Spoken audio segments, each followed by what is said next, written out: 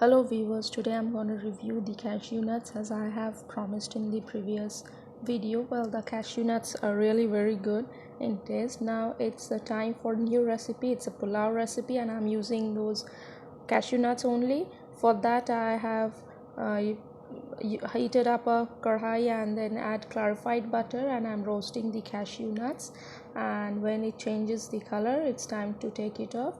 In goes the raisins, which I have washed and pre-soaked for 30 minutes, and after sauteing it, when it changes color and it's increasing in size, it's time to take it off.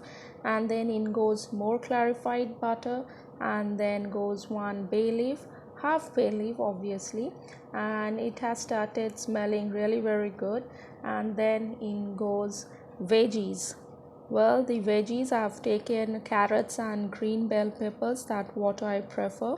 You may take as many veggies as you like, a variety of veggies, and just cut them into small pieces. If you cut it into big pieces, that will simply taste bad. And in goes salt.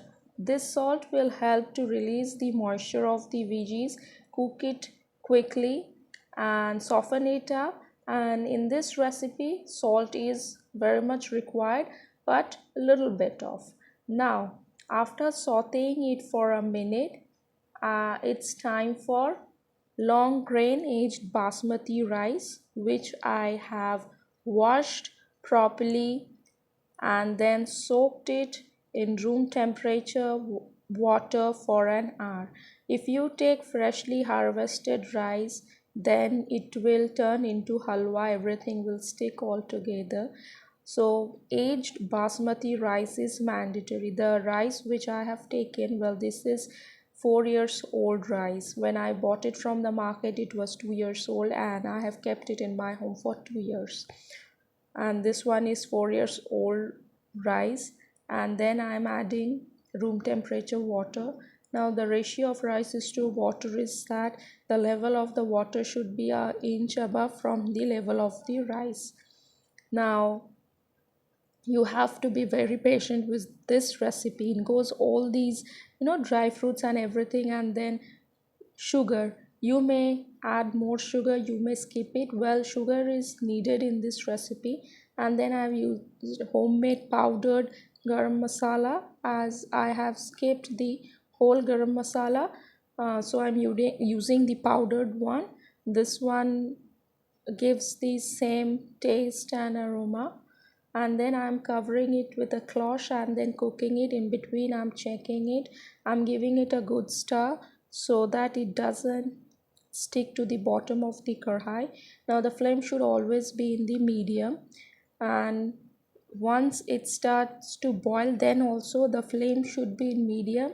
And when it's boiling in a very good way, then you have to put the flame in the slowest possible. If the flame is high or in medium, then the water will evaporate easily and the grains will be undercooked, which we don't want. So lowest possible flame is the best option, and you have to check it again and again after every 1 minute, sorry. And then the you don't worry, the grains won't break up, as because this is aged basmati rice, and it won't stick also because it has got clarified butter.